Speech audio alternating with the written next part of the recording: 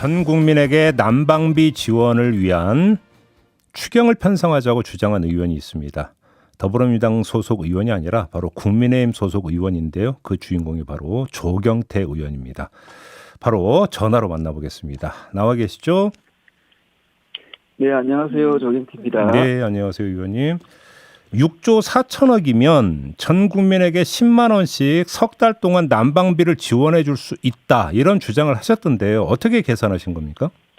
아시다시피 우리나라 전체 가구 수가 2,144가구잖아요. 예. 4만 가구. 예. 2,144만 가구거든요. 예.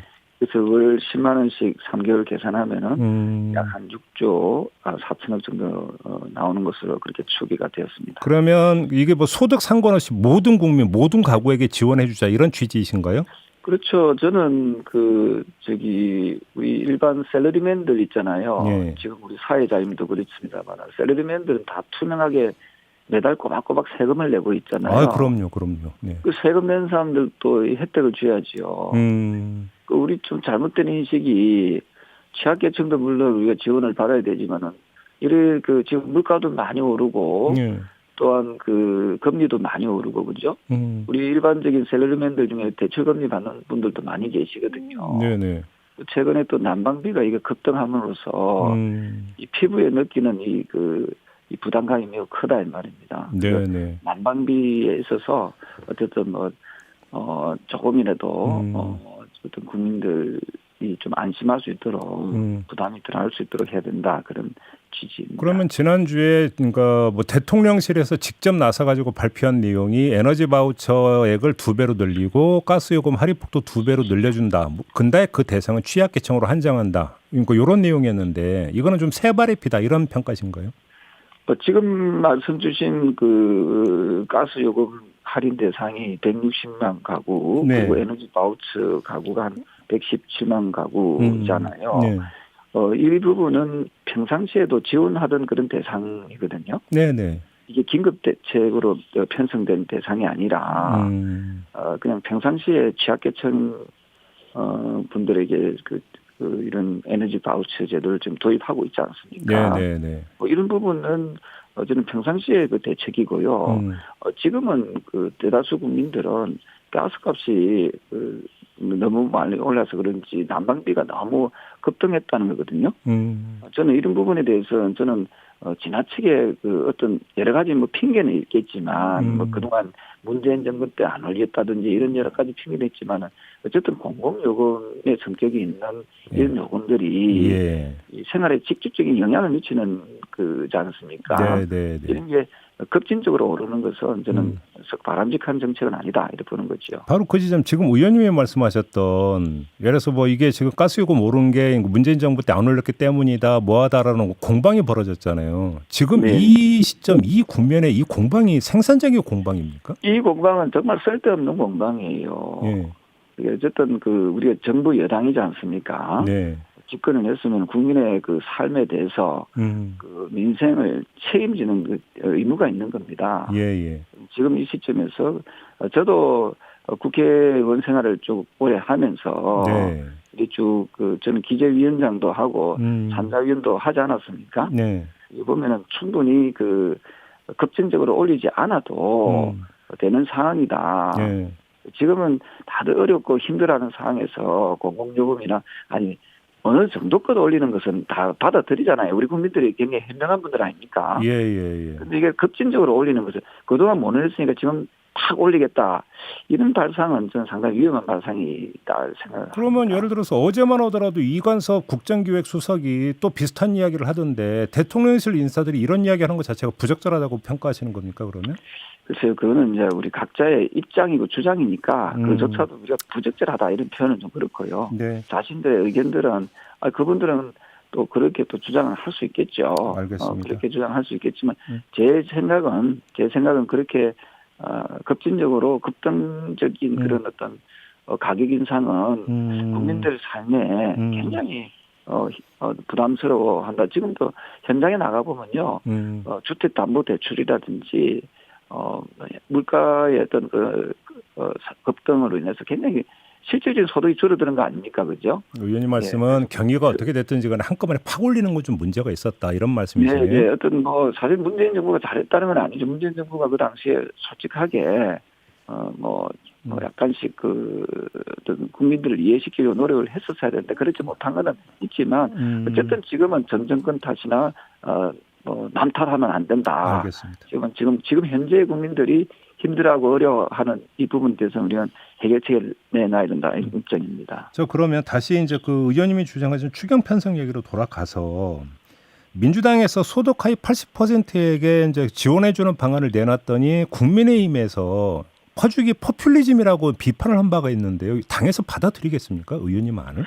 제가 우리 지금 당에 계시는 분들한테 지금 혹시 방송을 듣고 계시면은 네. 한번 잘 생각을 해보세요. 이 추경이라는 것은 보통 본 예산의 세출을 변경한다든지 아니면 추가 세수에 의해서 편성한다든지 아니면 국채 발행이거든요. 네. 지금 우리 일부 여당에서 주장하는 것은 또 일부 국민들은 그럼 빚을 또 더 내야 되는 거 아닌가 이렇게 우려하는 분들이 계시잖아요. 네네네. 이게 바로 국채 발행인데요. 네. 저는 제가 기획재정위원장을 한 2년간 하면서 보면은 본 예산 있잖아요. 네. 본 예산이 지금 올해가 638조 7천억이거든요. 예. 그 본 예산의 세출을 약간 좀 변경하도 1%만 변경해도 충분히 감당할 수 있거든요. 지금 제가 주장해서는 6조 4천억이지 않습니까? 예. 그러니까 638조 7천억 이 본 예산의 세출을 변경해도 1%만 변경해도 이거는 국민들한테 골고루 다 혜택이 가는 거거든요. 또 이렇게 하는 방법이 하나 있고요. 예. 또 하나가 최근 5년간 추가 세수, 추가 국세 초과 징수가 있습니다. 네. 정부가 예상했던 것보다 세금이 더 많이 걷어지는 거지요. 네. 저는 평균으로 보니까 약 14조 8천억 정도 걷어졌거든요. 그러면은 그게 무슨 말씀인가 하면은 추가적으로 세금을 좀 더 걷어주는 부분이 있기 때문에 이거는 한 15조 정도가 최근 5년간 평균으로 보면은 걷어지기 때문에 이거 역시도 6조 4천억을 충분히 감당할 수 있는 추가 세수지 않습니까? 네. 추가 징수된 금액이거든요. 예. 이렇게 해도 충분히 국채 발행을 하지 않아도 국채 발행을 하지 않고도 가능하다는 것이 제 생각이고요. 네. 제가 만약에 당대표 되면은 나라빚 안 내고 이거 충분히 감당할 수 있도록 그렇게 만들 수 있다 하는 것을 보여드릴 수 있겠습니다. 그런데 그러면 마지막으로 하나만 더요. 근데 왜 그러면 추경호 경제부총리는 추경 편성을 전혀 검토하고 있지 않다 그렇게 딱 잘라버릴 거예요? 글쎄요. 그 부분은 조금 더 검토를 좀 해야 될 것 같아요. 왜냐하면은 네. 지금 정부는 어쨌든 부채에 대한 안 좋은 기억들이 좀 있는 것 같은데요. 예. 그때 말씀드리지만은 이 국채 발행을 안 해도 가능하다는 것을 좀 말씀드리고요. 예. 이 부분에 대해서는 좀 더 정부가 좀 더 전향적으로 진지하게 생각하고 올해 예산 638조 7천억 중에서 약 1% 정도의 세출 변경만 해도 우리 국민들이 올 겨울을 조금 더 따뜻하게 날 수 있다. 국민들의 이 행복감을 주는 게 정부고 정치권 아니겠습니까? 예. 이것은 포퓰리즘하고 과거에는 보면 수십 조씩 또 그보다 훨씬 더 많은 빚을 지면서 하니까 이게 포퓰리즘으로 이렇게 자꾸 비난을 받았지만은 제가 주장하는 것은 빚을 안 지고도 감당할 수 있는 정도의 금액이면은 저는 국민들한테 저는 이게 좀 더 배려하고 관심을 가지는 그런 정책을 펴야 된다 그런 입장입니다. 전대 얘기 좀 잠깐 여쭐게요. 당대표 경선 이야기인데 일단 지금 어떻게 보세요? 이른바 윤심이 지배하고 있다. 이런 분석이 나오던데 동의하십니까? 이런 분석에? 글쎄요. 그런 부분이 좀 저는 바람직한 워딩은 아니지 않겠습니까? 네. 어떤 특정 세력들이 지배하는 그런 전당대회 같으면 전당대회를 할 이유가 없잖아요. 네. 제가 우리 당원들을 쭉 만나서 제가 물어보거든요. 그리고 또 깨우치기도 합니다. 깨우쳐 주기도 합니다. 여러분 한 분 한 분이 다 소중한 주권을 가지고 있는 유권자입니다. 네네. 소중한 주권을 그냥 어떤 바람에 의해서 어떤 새에 의해서 새머리에 그냥 거기에 그냥 휩쓸려서 여러분들의 주권을 행사한다면은 그 소중한 주권을 행사한다면은 저는 그만큼 허망한 일이 어디 있겠느냐. 여러분들 다 소중하고 하기 때문에 후보자들의 그 면면 후보자들이 어떤 공약을 내고 어떤 비전을 제시하고 있는지에 대해서 좀 더 꼼꼼하게 좀 살펴보고 어떤 새몰이나 어떤 마음에 어떤 누구의 마음에 의해서 좌지우지할 것이 아니라 네. 제발 좀 인물을 보고 어떤 분이 어떤 대표가 후보가 어떤 주장을 하는지를 좀 가지고 좀 선택했으면 좋겠다 하면서 제가 정치 개혁에 대해서 이야기를 쭉 해드리면은 상당히 좀 공감하는 유권자 당원들이 좀 많이 계시거든요. 자, 요거는 남녀를 봐야 되겠다. 요건 어떻게 보세요? 지난주 토요일에 김기현 의원이 경기도 부천의 한 체육관에서 출정식을 열었는데 현역 의원 28명, 당협위원장 50여 명이 참석을 했고요. 근데 이에 대해서 의원님이 당 선관위에 제지를 요청을 하셨습니다. 뭐가 문제라고 보시는 거예요? 당 선관위 제지가 아니고 이건 조사에 들어가야 되지요. 네. 당규 34조를 위반했다는 그런 부분이 있잖아요. 예. 당규 34조에는요. 국회의원과 당협위원장은 선거운동에 참여하지 못하게 되어 있습니다. 아, 그렇습니까? 예. 예, 당규에 못을 딱 박아놨거든요. 그럼 이건 당규 위반이잖아요. 예. 그래서 이 부분에 대해서는 저는 그리고 동원했다는 그 이야기가 많이 나오거든요. 버스로 해가지고. 사실 저 강원도나 경상도에서 부천에 행사하는데 거기까지 국회의원들이 와가지고 얼굴 내밀 이유가 뭐가 있습니까? 네. 예, 그리고 그게 만약에 버스가 동원됐다면요. 제가 듣기에는 서울에서도 뭐 동원됐다는 이야기 들리는데 경기도 부천의 행사에 이 면색이 전당대회를 하는 데 있어가지고 전국에서 다 버스 대절해서 만약에 그게 왔다면요.